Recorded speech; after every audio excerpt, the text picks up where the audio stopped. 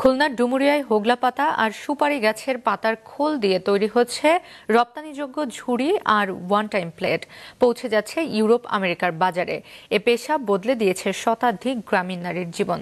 S M মিলনের ক্যামেরায় মোস্তফা জামালের রিপোর্ট।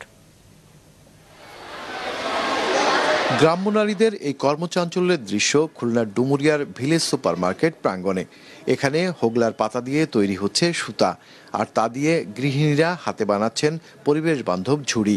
ঘরের সরঞ্জাম বা সাজসজ্জার দৃষ্টিনন্দন এসব পণ্যের চাহিদা এখন বিদেশেও। এই প্রাঙ্গণের সুপারি গাছের ঝরে পড়া পাতা থেকে তৈরি হচ্ছে ওয়ান টাইম থালা।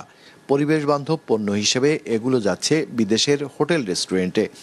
এক সময়ের ফেলনা জিনিস এখন স্বাবলম্বী করে তুলছে গ্রামীণ নারীদের।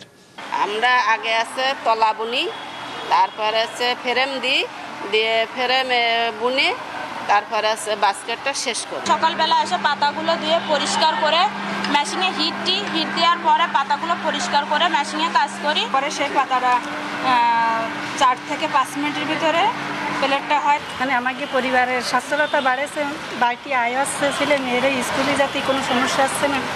পরিবেশ বান্ধব এইসব পণ্য শুধু কর্মসংস্থান নয়, বৈদেশিক মুদ্রায়ের নতুন সম্ভাবনাও তৈরি করেছে। হোগলা পাতাটা মূলত নোয়াখালী ভোলা থেকে আনা হয় কাঁচামালটা। এখানে আনার পরে আমরা এই বাস্কেট তৈরি করি। আর সুপারি পাতা দিয়ে যেটা প্লেট তৈরি করা হয় সেটা মূলত আপনার বাগেরহাট, পিরোজপুর, তারপর খুলনা অত্র অঞ্চল থেকে আনয়ন করা হয়। গেল 9 মাসে 1 লাখেরও বেশি থালা ও 10,000-এর বেশি ঝুড়ি তৈরি হয়েছে, যার বেশিরভাগই পাঠানো হয়েছে পশ্চিমা বিভিন্ন দেশে।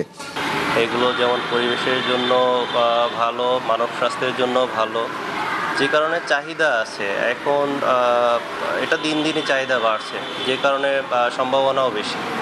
সঠিক পরিকল্পনা ও সহায়তা পেলে খুলনা হতে পারে দেশের অন্যতম ইকো প্রোডাক্ট রপ্তানির কেন্দ্র, বলছেন সংশ্লিষ্টরা। মোস্তফা জামাল, মাছরাঙা সংবাদ, খুলনা।